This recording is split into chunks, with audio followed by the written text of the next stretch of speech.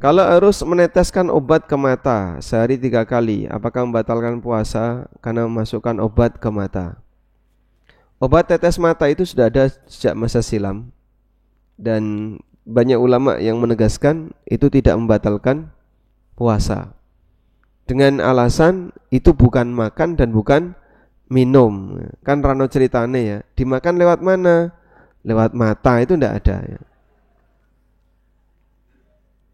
Termasuk juga tetes telinga. Memang ada sebagian ulama yang menilai batal, tapi pendapat yang lebih kuat tidak batal, karena tidak ada istilah makan lewat telinga. Dan itu obat untuk area luar mata, luar ya, untuk area luar. Sama seperti kita pakai salep, kita pakai hand body misalnya, itu kena di area luar. Nah, kecuali kalau infus itu batal puasanya. Orang bisa kuat nggak makan nggak minum selama bulanan, berbulan-bulan, diinfus terus. Jadinya itu semakna dengan makan dan minum, karena infus itu cairan mengandung nutrisi makanan, sehingga dia bisa kuat tidak makan tidak minum karena diinfus. Suntik obat atau suntik infus? Suntik obat. Kalau suntik obat, pendapat yang lebih kuat tidak batal puasa. Coba kita lihat. Transfusi darah batal puasa, karena cuci darah, transfusi darah, bukan donor ya. Transfusi kan berarti memasukkan darah dari luar. Kalau donor beda lagi. Nah, untuk transfusi itu seperti cuci darah. Dia bisa batalin puasa karena dia mengandung nutrisi. Jadi seperti makan.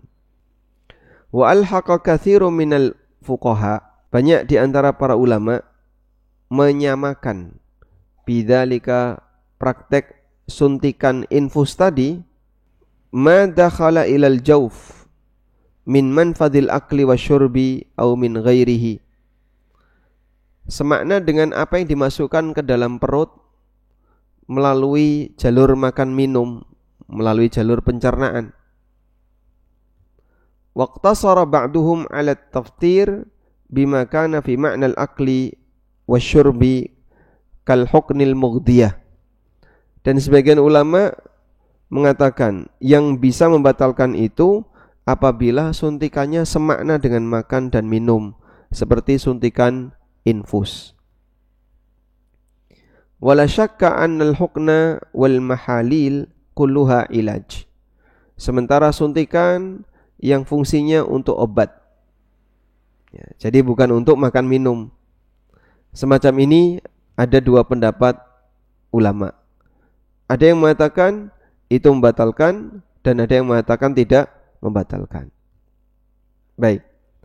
Kemudian di sini juga disebutkan maka nabi ma'nal akli wal wasyurbi, suntikan yang semakna dengan makan minum. Di antaranya adalah haknud dam fis shaim,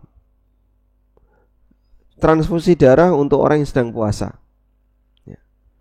Fa innahu yuftir, karena ini bisa membatalkan, li'anna dam huwa ghayatul ghidha bit ta'ami wasyarab, karena darah itu mengandung unsur sebagaimana makanan, dia ada sisi apa? Nutrisi yang nanti akan diterima oleh orang itu. Nah, kemudian juga suntikan yang isinya nutrisi seperti infus tadi ya, ini bisa membatalkan puasa. Wallahu alam. Insulin, suntik insulin sama seperti obatnya. Itu makanan atau bukan? Bukan. Jadi suntik insulin bukan nutrisi ya.